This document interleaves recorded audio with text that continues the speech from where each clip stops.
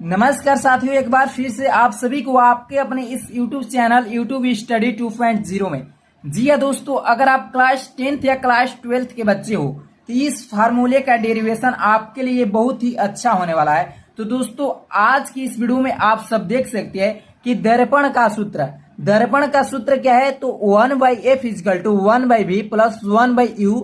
इस दर्पण के सूत्र को आज की इस वीडियो में हम निगमन कराने वाले हैं। तो दोस्तों, इस दर्पण के सूत्र को आप एक बार अवतल दर्पण में लेकर सिद्ध कर सकते हैं और एक बार उत्तल दर्पण में। अगर आपसे बोर्ड एग्जाम में अवतल दर्पण में अगर आकर सिद्ध करने को कहता है तो आप अवतल दर्पण में रखकर सिद्ध करेंगे। अगर उत्तल दर्पण में रखकर कहने को सिद्ध करता है तो आप उत्तल दर्पण में रखकर सिद्ध करेंगे। तो दोस्तों, फाइनली आज की इस वीडियो में हम अवतल दर्पण में रखकर इस दर्पण के सूत्र 1/f = 1/v + 1/u आज की इस वीडियो में हम निगमन करने वाले हैं। तो सबसे पहले आप देख सकते हैं आपको क्या करना है। अवतल दर्पण द्वारा आज की इस वीडियो में हम निगमन करने वाले हैं। तो सबसे पहले फाइनली आपको एक अवतल दर्पण का चित्र बना लेना है, ठीक है। तो सबसे पहले हमने आज की इस वीडियो में सबसे पहले आपको क्या करना है, एक अवतल दर्पण बनाना है, ठीक है। आपको एक अवतल दर्पण का चित्र बना लेना है और इस अवतल दर्पण में आप देख सकते हैं ये जो लाइनिंग है ये मुख्य अक्ष है। क्या है, ये जो लाइनिंग आप देख रहे हैं ये आपका मुख्य अक्ष है और ये जो P दिखाई दे रहा है आपका ध्रुव है, ठीक है। अब इसके बाद आपको क्या करना है, सबसे पहले इस मुख्य अक्ष पर आपको एक वस्तु रखना है, ठीक है। अनंत और वक्रता केंद्र के बीच हमने एक वस्तु को रखते हैं। तो चलिए देखते हैं, यहाँ पर मैंने एक वस्तु को रख लेते हैं। क्या है, ये वस्तु का नामकरण कर देते हैं। ये वस्तु जो आप दिखाई दे रहे हैं ये AB है, इसका नामकरण हमने कर दिया AB, ठीक है। मुख्य अक्ष पर हमने एक वस्तु को रख दिया है। अब इस वस्तु से तो अनेक किरणें गुजरती है, तो इस वस्तु से हमको केवल 2 किरणों को गुजारना है, ठीक है। एक किरण को कैसे गुजारना है, आपको मुख्य अक्ष के समांतर गुजारना है और एक किरण को वक्रता केंद्र से गुजारना है, ठीक है। तो सबसे पहले हमने मुख्य अक्ष के समांतर किरण को गुजार रहे हैं। तो ध्यान दो, सबसे पहले आपको क्या करना है, मुख्य अक्ष के समांतर किरण को गुजारना है। तो आप देख सकते हैं कि हमने मुख्य अक्ष के समांतर किरण को गुजार रहे हैं। आप सभी को पता होगा और पता नहीं हो तो चलिए मैं बता देता हूं कि जो मुख्य अक्ष के समांतर किरणें जाती है तो परावर्तन के पश्चात के मतलब कि दर्पण से टकराने की बाद परावर्तन के पश्चात वो मुख्य फोकस से होकर गुजरती है। कैसे होकर जाती है, तो मुख्य फोकस से होकर गुजरती है। तो चलिए हमने मुख्य फोकस से होकर इसको गुजारते हैं। तो आपको इसको मुख्य फोकस से होकर गुजारना है। तो आप देख सकते हैं मैंने यहाँ से मुख्य फोकस से होकर गुजार रहे हैं, ठीक है। आपको मुख्य फोकस से होकर गुजारना है। यहाँ पर क्या लिखूंगा मैंने, F, क्योंकि ये मुख्य फोकस से होकर गुजर रही है। तो यहाँ पर जो बिंदु होगा वो F होगा। एक बार फिर से रिपीट कर दे रहा हूं, जो वस्तु से किरणें मुख्य अक्ष के समांतर जाती है, जो वस्तु से किरणें मुख्य अक्ष के समांतर जाती है वो मुख्य फोकस से होकर गुजरती है। कहाँ से होकर गुजरती है, तो मुख्य फोकस से होकर गुजरती है। हमने एक किरण को तो गुजार दिया, अब दूसरी किरण को कहाँ से गुजारना है, तो दूसरी किरण को वक्रता केंद्र से गुजारना है। तो हमने कहा केंद्र है, वक्रता केंद्र है, ठीक है। और इस वक्रता केंद्र से आपको किरण को गुजारना है। तो चलिए हमने वक्रता केंद्र से किरण को गुजार रहे हैं। आप देख सकते हैं कि सबसे पहले हमने वक्रता केंद्र से किरण को गुजार रहे हैं और आपको मालूम होगा तो भी ठीक है, और नहीं मालूम होता मैं बताता हूं कि जो वक्रता केंद्र से किरणें जाती है वो परावर्तन के पश्चात अपने मार्ग में पुनः वापस लौट जाती है। क्या करती है, अपने मार्ग में पुनः वापस लौट जाती है। तो ये वक्रता केंद्र से किरणें आ रही है और ये परावर्तन के पश्चात यानी दर्पण से टकराने के पश्चात ये अपने मार्ग में पुनः वापस लौट गई, ठीक है।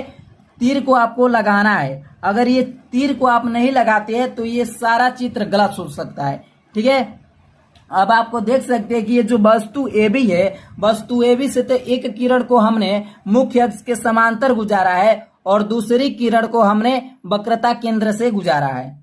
जो आपकी ये वस्तु AB है, इस वस्तु AB का वास्तविक प्रतिबिंब आप देख सकते हैं A', B' बना है, ठीक है। इस वस्तु AB का वास्तविक प्रतिबिंब आपका जो बना है A', प्रतिबिंब का मैंने नाम रख दिया है A', तो दोस्तों जो ये चित्र आपको दिखाई दे रहा है ये चित्र आपको फाइनली तैयार हो चुका है और अब इसी चित्र के सहारे हमको निगमन करना है। तो आपको कुछ भाषा लिखना पड़ता है, तो आपको कैसे लिखना है इसी चित्र के अनुसार आपको लिखना है। तो ध्यान दो, आपको कैसे लिखना है, इसमें रटने की बात नहीं है, इस चित्र के सहारे आपको लिखना है। सबसे पहले आपको ये चित्र बना लेना है और इस चित्र को देखकर आपको लिखना है। तो क्या लिखेंगे, सबसे पहले हमने एक अवतल दर्पण बनाया। क्या बनाया, अवतल दर्पण बनाया। तो आपको लिखना है कि माना, दे रहा हूं कि कैसे लिखना है। तो लिखना है सबसे पहले कि माना कि M1 व M2 एक अवतल दर्पण है। क्या है, M1 व M2, M1 M2 एक अवतल दर्पण है। सबसे पहले आपको लिखना है कि माना कि M1 व M2 एक अवतल दर्पण है, ठीक है, जिसका ध्रुव क्या है, जिसका ध्रुव P है, वह वक्रता केंद्र क्या है, C है, और मैंने मुख्य अक्ष पर एक वस्तु को रखा हूं। तो लिखना है कि मुख्य अक्ष पर स्थित वस्तु AB, मुख्य अक्ष पर स्थित वस्तु AB का वास्तविक प्रतिबिंब जो बन रहा है, क्या बन रहा है, A' B', मैंने इसका नामकरण किया हूं। तो आपको बताना है कि वस्तु AB का वास्तविक प्रतिबिंब A' B' बना है। तो मैंने लिखा हूं, इसको दिखा दे रहा हूं, देखिए कैसे आपको लिखना है। देख सकते हैं आप कि कैसे लिखना है। अगर निगमन आप वो चित्र बना लेंगे तो सबसे पहले आपको निगमन हेडिंग डालना है। क्या करना है, निगमन हेडिंग डालना है और लिखना है कि माना कि M1 व M2 एक अवतल दर्पण है। ये मैंने कहां से लिखा हूं, न कि रट कर लिखा हूं, इस चित्र के सहारे लिखा हूं। क्या लिखा हूं, इस चित्र के सहारे लिखा हूं। M1 व M2 जो है एक अवतल दर्पण है, तो इसी को मैंने यहाँ पर लिखा हूं कि माना कि M1 M2 एक अवतल दर्पण है, ठीक है। इस अवतल दर्पण का ध्रुव क्या है, तो P है। तो मैंने लिखा हूं कि जिसका ध्रुव क्या है, P है, तथा वक्रता केंद्र C है। देख सकते हैं कि इस अवतल दर्पण में जो ध्रुव है वो P है और वक्रता केंद्र C है, ठीक है। अब देख सकते हैं आगे कि अनंत व वक्रता केंद्र के बीच वस्तु AB रखी गई है। आप देख सकते हैं कि अनंत व वक्रता केंद्र, इधर आप देख सकते हैं कि इधर जो है आपका अनंत है, ठीक है। अनंत व वक्रता केंद्र के बीच वस्तु AB रखी गई है। इसी बात को मैंने यहाँ पर लिखा हूं कि अनंत व वक्रता केंद्र के बीच वस्तु AB रखी गई है, ठीक है। और इस वस्तु AB का वास्तविक प्रतिबिंब A' B' बना है, उपयुक्त चित्र में दिखाया गया है। आप देख सकते हैं कि जो वस्तु AB है, इस वस्तु का वास्तविक प्रतिबिंब बना है, क्या है, तो A' B'। आप इस प्रकार भी लिख सकते हैं कि वस्तु AB का वास्तविक प्रतिबिंब वक्रता केंद्र C व फोकस दूरी F के बीच A' B' बना है, ठीक है। देख सकते हैं कि इसमें आपका जो ये एक त्रिभुज और ये एक त्रिभुज, आप ध्यान से देखिए, आपको इस त्रिभुज को और इस त्रिभुज को ध्यान से देखना है। इस त्रिभुज को आपको लेना है, एक बार मैंने इसको लाइनिंग कर दे रहा हूं, इस त्रिभुज को, कि आपको ध्यान से दिखाई दे, ठीक है। इस त्रिभुज को और इस त्रिभुज को आपको लेना है। तो मैंने इस त्रिभुज को सबसे पहले नाम कहे थी, डिनोट कर दे रहा हूं। जो ये कोण B है, इसको कोण 1 से प्रदर्शित कर दे रहे हैं, ठीक है। इसको कोण 1 से प्रदर्शित कर दिया और इसको मैंने B' को कोण 2 से प्रदर्शित कर दिया, ठीक है। ये जो आपका 2 है, ये कोण 1 है, ये कोण 2 है, ठीक है। अब हमने इसको कोण 3 से प्रदर्शित कर दे रहा हूं, थोड़ा पेन नहीं चली, यहाँ पर कोण 3 से प्रदर्शित कर दिया और इसको मैंने कोण 4 से प्रदर्शित कर दिया। नहीं दिखाई दे रहा है, मैंने एक बार फिर से बता दें। जो ये कोण B है, इसको मैंने कोण 1 से प्रदर्शित किया हूं और B' को कोण 2 से, और जो ये आपका C है, इसको कोण 3 से, और इधर जो है कोण 4 है, ठीक है। अब आपको क्या करना है, सबसे पहले आपको लिखना है, क्या लिखेंगे कि त्रिभुज ABC तथा त्रिभुज, क्या लेंगे, देख सकते हैं कि ABC हो गया और इस त्रिभुज को लेना है A' B' C। क्या लेंगे, त्रिभुज A' B' C।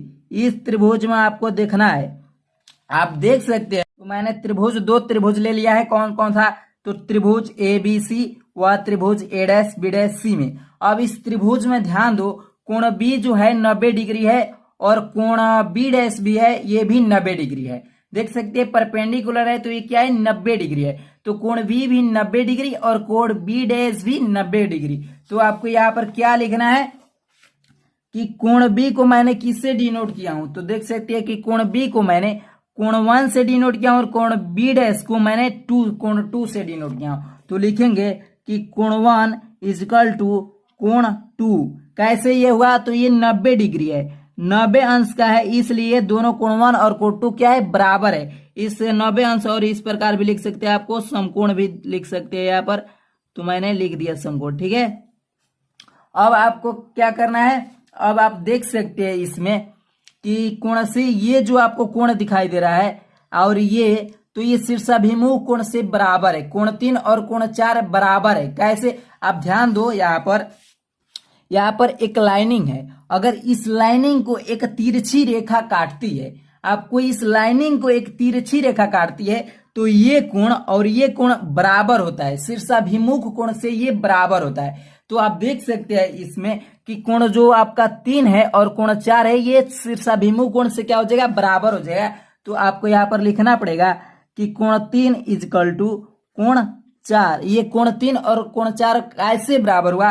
तो ये शीर्षाभिमुख कोण या सम्मुख कोण उसी को कहते हैं। ठीक है, शीर्षाभिमुख कोण लिखिए या सम्मुख कोण, तो मैंने यहाँ पर सम्मुख कोण लिख दे रहा हूं। ठीक है, कोण 3 और कोण 4 जो बराबर है, कैसे है? तो ये सम्मुख कोण से बराबर है। तो आपको मालूम है कि जब दो त्रिभुज की दो कोण बराबर हो तो वह त्रिभुज समरूप त्रिभुज कहलाता है। तो मैंने इसे लिख दे रहा हूं कि इसीलिए कोण 2 को बराबर है ना, कोण 1 कोण 2 और कोण 3 कोण 4 बराबर है।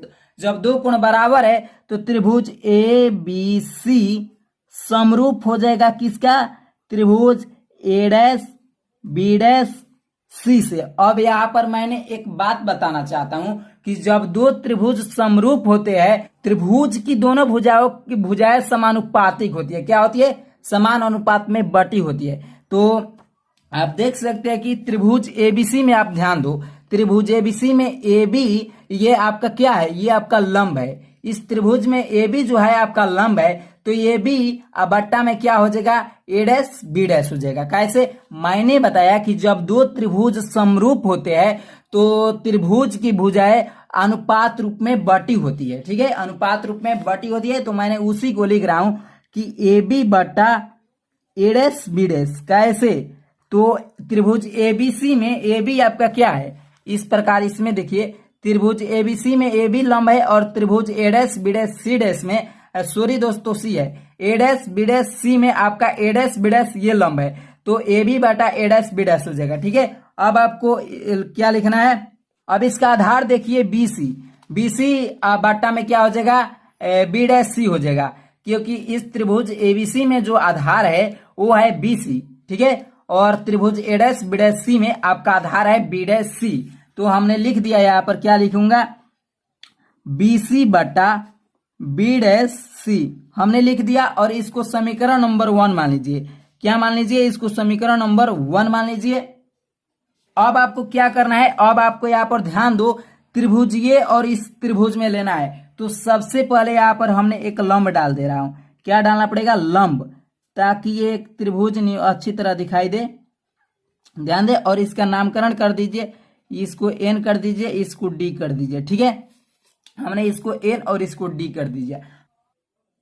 इसी त्रिभुज को हमको एक बार पुनः लेना है। ठीक है, और इस त्रिभुज का आपको लेना है, तो हमने इसके नामकरण कर दे रहा हूं। जो आपका ये दिखाई दे रहा है, इस कोण को हमने कोण 5 कर दे रहा हूं। ठीक है, और इसको हमने रख दिया कोण 6। ठीक है, और इस कोण को हमने कोण 7 रख दे रहा हूं, और इसको कोण 8 रख दे रहा हूं। चित्र में थोड़ा तो दिखाई नहीं दे रहा है क्योंकि छोटा हो गया है। ठीक है, तो मैंने इसके कोण को क्या कर दिया? जो N है ये कोण 5 है, और जो कोण यहाँ पर B डैश है इसको मैंने रख दिया कोण 6, और इसको 7 और इसको 8। ठीक है, ताकि छोटा से छोटा रूप में हो जाए। ठीक है, तो अब आपको कौन सा त्रिभुज लेना है? एक त्रिभुज आपको क्या लेना है? लेना है DNF तथा त्रिभुज A dash B dash F में। ठीक है, इस दोनों त्रिभुज को आपको एक बार पुनः लेना पड़ेगा। तो आपको कैसे लिखना है? यहाँ पर लिखना पड़ेगा कि पुनः त्रिभुज DNF तथा त्रिभुज कौन सा लेना है? A dash B dash F में। ठीक है, इसी दोनों त्रिभुज में आपको लेना है। ठीक है, तो आप देख सकते हैं कि इस त्रिभुज में ये जो एन दिखाई दे रहा है ये परपेंडिकुलर कोण एन जो होगा आपका 90 डिग्री का होगा, और इस बी डैश में देखेंगे तो कोण ये भी 90 डिग्री का होगा। तो ये दोनों कोण बराबर है आपस में। तो हमने कोण एन को क्या कोण 5 से डिनोट किया और बी डैश को कोण 6 से। तो चलिए यहाँ पर लिख दे रहा हूं कि कोण 5 इक्वल हो जाएगा कोण 6 को। तो कैसे इक्वल होगा, तो क्योंकि ये 90 अंश का, दोनों पर 90 अंश का कोण बन रहा है, यानी अर्थात ये समकोण है। तो हमने यहाँ पर समकोण लिख दे रहा हूं, ठीक है। अब आपको ध्यान दो, अब आप देख सकते हैं दोस्तों कि जो आपका कोण 7 और कोण 8 आपका शीर्षाभिमुख कोण से ये दोनों कोण बराबर हो जा रहा है। कोण 7 और कोण 8 बराबर है। कैसे, तो शीर्षाभिमुख कोण से मैंने बताया कि जब किसी रेखा को एक तिरछी रेखा काटती है तो जब ये कोण और ये कोण बराबर हो जाता है। कैसे, शीर्षाभिमुख कोण का ये नियम कहता है कि जब किसी रेखा को एक तिरछी रेखा काटती है तो ये दोनों कोण आपस में बराबर होते हैं। क्या होते हैं, आपस में बराबर होते हैं। तो मैंने इसी यहाँ पर लिख दे रहा हूं कि कोण 7 इक्वल हो जाएगा कोण 8 का। कैसे होगा, तो शीर्षाभिमुख कोण लिखिए या समूह कोण। शीर्षाभिमुख कोण को ही समूह कोण कहते हैं। तो हमने यहाँ पर लिख दे रहा हूं समूह कोण, ठीक है, समूह कोण हमने लिख दिया। अब मैंने अभी बताया कि जब दो त्रिभुज की दो कोण बराबर होता है तो वह त्रिभुज कौन सा त्रिभुज कहलाता है, तो वह त्रिभुज समरूप त्रिभुज कहलाता है। दोस्तों जब दो त्रिभुज की दो कोण बराबर हो तो वह त्रिभुज समरूप त्रिभुज कहलाता है। तो हमने लिख दे रहा हूं कि त्रिभुज DNF समरूप है त्रिभुज ABF का। क्या है, त्रिभुज ABF, ठीक है। त्रिभुज DNF समरूप त्रिभुज ABF। अब जब मैंने अभी बताया कि जब दो त्रिभुज समरूप होते हैं तो त्रिभुज की भुजाएं अनुपात रूप में बटी होती है। तो मैंने इसका जो है लंब ले रहा हूं DN, लंब इसका क्या है DN। तो DN बट्टा में क्या हो जाएगा ABF। तो मैंने यहाँ पर लिखूंगा, क्या लिखूंगा कि DN बट्टा में क्या हो जाएगा ABF इक्वल में। अब देख सकते हैं कि इस त्रिभुज में एक बार मैंने तो लंब ले लिया और इस त्रिभुज को ले लीजिए, क्या लेंगे, आधार लेंगे। NF बट्टा में क्या हो जाएगा, इसका आधार क्या है B' है। क्या है, B' है और NF बट्टा B'। तो यहाँ पर लिखिए NF बट्टा में B'। अब मैं यहाँ पर एक बात बताना चाहता हूं आपको। आप एक समीकरण 1 और इसको मैंने समीकरण अभी 2 नहीं माना हूं, इसको समीकरण 2 के रूप में अभी मान लीजिए कि ये समीकरण 2 हो गया और इस समीकरण 1 है। तो इस बराबर करना है। तो बताइए कि यहाँ पर A'B' तो ठीक है और यहाँ पर AB है, यहाँ पर DN है। तो यहाँ पर बराबर करेंगे तो कैसे, ध्यान दो। यहाँ पर DN का स्थान पर हमने क्या लिख सकता हूं, इसमें आइए, इसमें देख सकते हैं कि AB और DN एक आयत बन रहा है कि नहीं, एक आयत बन रहा है। आयत बन रहा है ना। तो आयत क्या कहता है कि आयत के आमने सामने की भुजाएं क्या होती है, बराबर होती है। आयत की आमने सामने की जो भुजाएं होती है वो बराबर होती है। तो मैंने लिखूंगा कि AB बराबर क्या हो जाएगा, DN हो जाएगा। AB बराबर DN। तो मैंने यहाँ पर लिख सकता हूँ कि DN का स्थान पर क्या लिख सकता हूँ, यहाँ पर ध्यान दो DN का स्थान पर हमने AB लिख सकता हूँ, हाँ G लिख सकता हूँ। तो यहाँ पर जो DN है यहाँ पर मैंने AB लिख रहा हूँ, ठीक है। तो AB और बट्टा में A'B' इक्वल हो गया। अब आप देख सकते हैं, अब यहाँ पर ये देख सकते हैं कि जो N है, NF है ना, जो आप ये N दिखाई दे रहा है, यदि इस अवतल दर्पण का द्वारक छोटा हो तो ये जो लंब मैंने N डाला हूं ये बिंदु N कहां पर आ जाएगा, P पर हो जाएगा, ठीक है, ध्रुव P पर हो जाएगा। यदि इस अवतल दर्पण का द्वारक छोटा हो तो ये जो N है ये आपका ध्रुव पर हो जाएगा। तो मैंने FN के स्थान पर या NF के स्थान पर PF लिख सकता हूं, यानी F और P लिख सकता हूं, ठीक है। तो FN का स्थान पर मैंने FP लिख सकता हूं। तो ध्यान दो यहाँ पर क्या है, NF है ना, तो NF के स्थान पर मैंने क्या लिख सकता हूं, FP लिख सकता हूं, ठीक है। और बट्टा में क्या है, B' है। तो मैंने B' लिख लिया। और इसको आपको क्या करना है, समीकरण नंबर 2 मान लेना है। क्या मान लेना है, समीकरण नंबर 2 मान लेना है। दोस्तों यहाँ तक समझ में आया ना। अब लिखेंगे कि समीकरण 1 व समीकरण 2 से, यहाँ पर लिख लीजिए। अब समीकरण समीकरण 1 व समीकरण 2 से, समीकरण 1 व समीकरण 2 से। तो आप देख सकते हैं समीकरण 1 में ए डैश ए बी बटा ए डैश बी डैश, और समीकरण 2 में देख सकते हैं कि ए बी बटा ए डैश बी डैश। ठीक है, तो आप जानते हैं कि दोनों समीकरण में अगर LHS बराबर है तो इस दोनों समीकरण का RHS भी बराबर होगा। ठीक है, तो आप इसका RHS और इसका RHS को बराबर कर लीजिए। तो समीकरण 1 का RHS क्या है, BC बटा बी डैश सी। तो आपको यहाँ पर लिखना पड़ेगा कि BC बटा में B dash C equal to, अब समीकरण 2 का राइट साइड लिख लीजिए। तो FP बट्टा में क्या हो जाएगा, बी डैश एफ। ठीक है, अब मैं यहाँ पर एक बात बताना चाहता हूँ कि ध्रुव से वस्तु की दूरी को किससे प्रदर्शित करते हैं। तो ध्रुव से वस्तु की दूरी को माइनस यू से प्रदर्शित करते हैं, माने यू से प्रदर्शित करते हैं। और यहाँ पर ध्यान दो, ध्रुव से वक्रता केंद्र सी की बीच की दूरी से किससे प्रदर्शित करते हैं, तो आर से प्रदर्शित करते हैं। ध्रुव से फोकस के बीच की दूरी को स्मॉल एफ से प्रदर्शित करते हैं। ठीक है, आपको तो ये क्लियर हो गया। अब आप इसमें देख सकते हैं कि बीसी के स्थान पर हमको रखना है मान। तो आप देख सकते हैं कि इसमें बीसी है बट इसका मान हमको मालूम नहीं है।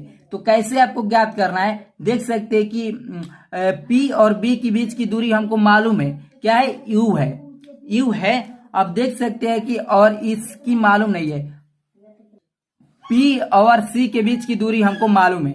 तो ये बताइए पीबी माइनस पीसी कर देंगे तो क्या ये नहीं निकल जाएगा, निकल जाएगा। जी हाँ, क्यों नहीं। देख सकते हैं कि पीबी माइनस पीसी कर देंगे तो ये आपका बीसी हो जाएगा, बीसी के बराबर हो जाएगा पीबी माइनस पीसी।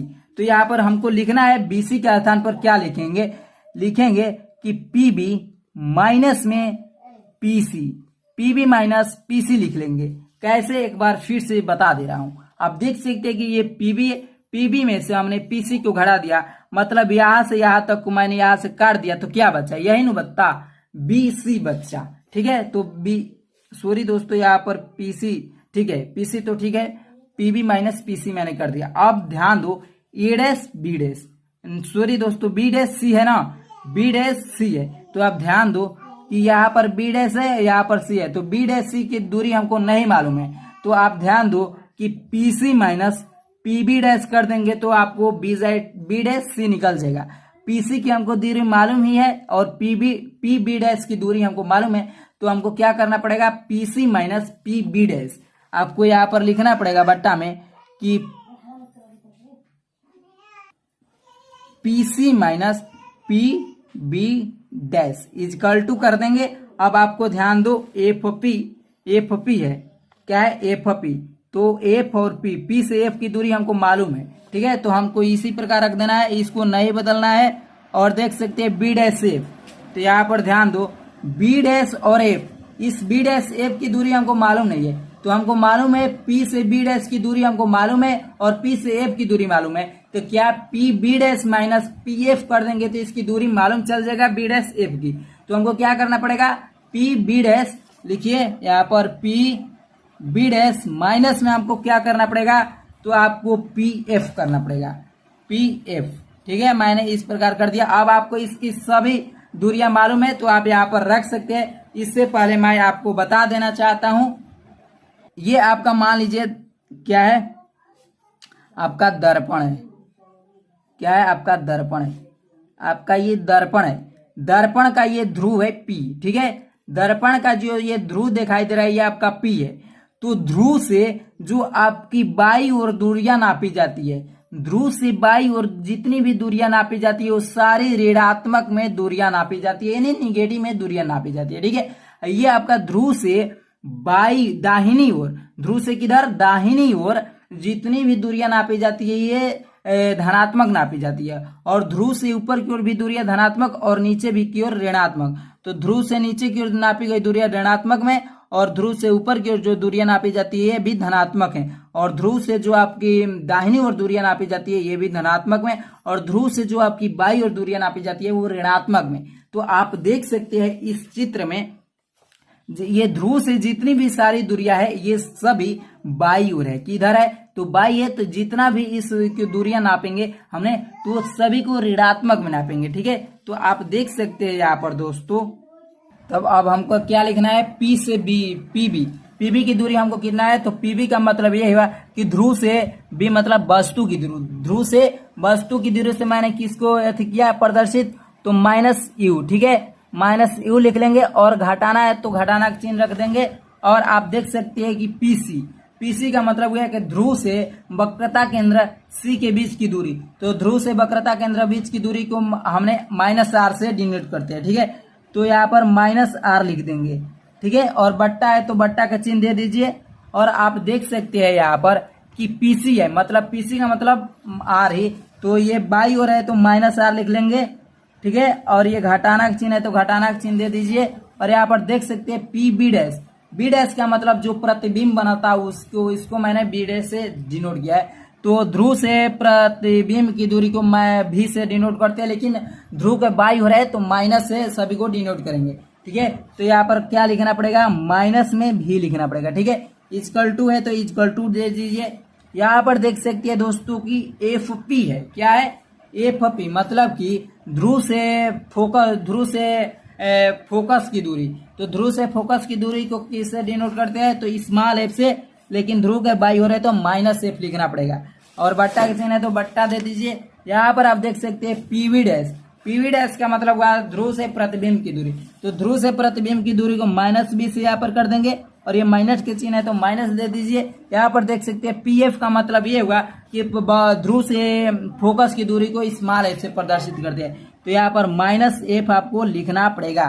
ठीक है, अब आपको पता है इसको बराबर के दे तो तिर्यक गुणा करते हैं, तिरछी गुणा कर दीजिए।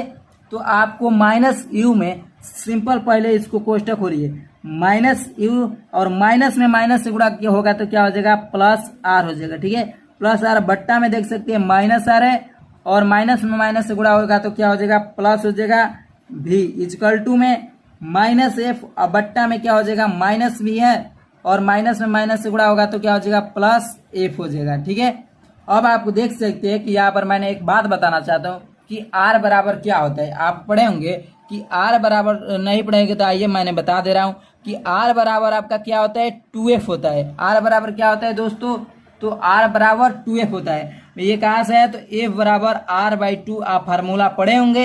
ए बराबर क्या होता है, आर बाई 2, तो आर बराबर 2f हो जाएगा। तो आर बराबर क्या है, 2f, तो आर के स्थान पर आपको 2f रख दीजिए। तो यहाँ पर लिखना पड़ेगा माइनस यू और आर के स्थान पर क्या लिखेंगे, 2f लिख देंगे। ठीक है, बट्टा में आर के स्थान पर क्या लिखेंगे, माइनस में 2f लिख देंगे और प्लस में भी है तो भी, इक्वल टू में यहाँ पर माइनस एफ और ये माइनस भी प्लस एफ। अब इसको तिर्यक गुणा कर दीजिए, सिंपल फंडा, सिंपल रूल की तिर्यक गुणा कर दीजिए। तो ध्यान दो, माइनस यू में जब प्लस भी से माइनस भी से गुणा करेंगे तो माइनस माइनस क्या हो जाएगा, प्लस हो जाएगा। यू में भी से गुणा करेंगे तो क्या हो जाएगा, यू भी हो जाएगा। ठीक है, और माइनस यू में प्लस एफ से गुणा करेंगे तो माइनस यू एफ हो जाएगा। क्या हो जाएगा, माइनस यू एफ। ठीक है, बट्टा में अब क्या हो जाएगा, सॉरी दोस्तों, अब इससे अब 2f से इसमें गुणा कर दीजिए। जब 2f में माइनस v से गुणा करेंगे तो क्या हो जाएगा, माइनस 2vf हो जाएगा। ठीक है, प्लस में प्लस से गुणा करेंगे तो प्लस हो जाएगा और v में तो 2f में एक f से करेंगे तो 2f स्क्वायर हो जाएगा। यहाँ पर क्या हो जाएगा, 2f स्क्वायर। ठीक है, अब आपको बराबर है तो बराबर कर दीजिए और अब इसको इससे इसमें गुणा कर दीजिए। माइनस एफ में माइनस 2f से गुणा करेंगे तो माइनस माइनस प्लस हो जाएगा और 2f में f से गुणा करेंगे तो 2f स्क्वायर हो जाएगा। ठीक है, अब आप देख सकते हैं कि यहाँ पर माइनस भी है, माइनस एफ है, यहाँ पर प्लस भी है, तो माइनस एफ में प्लस भी से गुणा करेंगे तो माइनस वी एफ हो जाएगा। क्या हो जाएगा, माइनस में वी एफ हो जाएगा।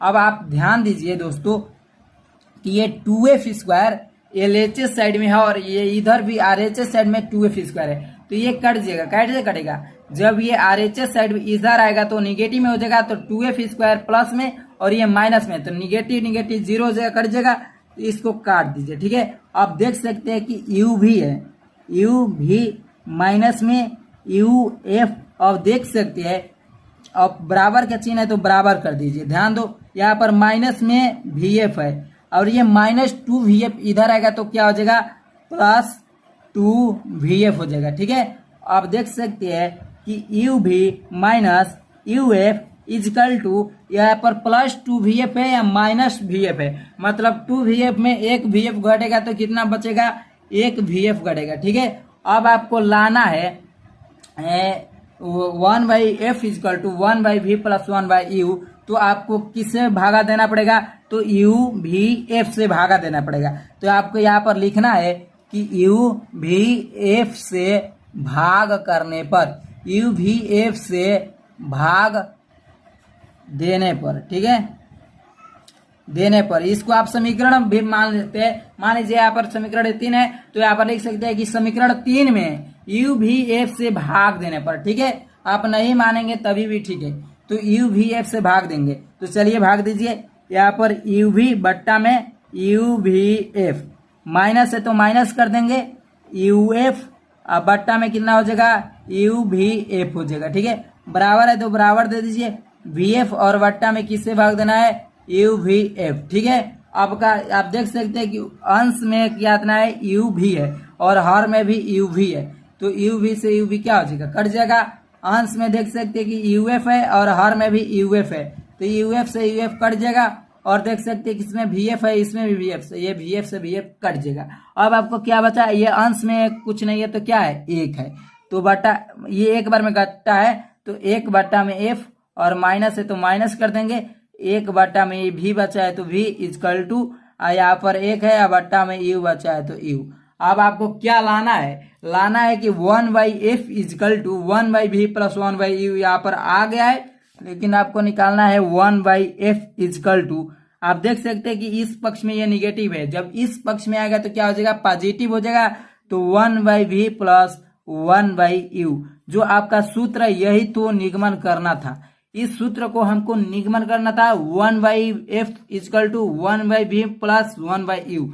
आप देख सकते हैं इसमें कि दर्पण का सूत्र क्या होता है, 1/F is equal to 1/V plus 1/U। मैंने इस सूत्र को निगमन कर दिया है। दोस्तों अगर ये वीडियो अच्छी लगी तो वीडियो को लाइक कीजिए, शेयर कीजिए, कमेंट कीजिए और अपने दोस्तों के साथ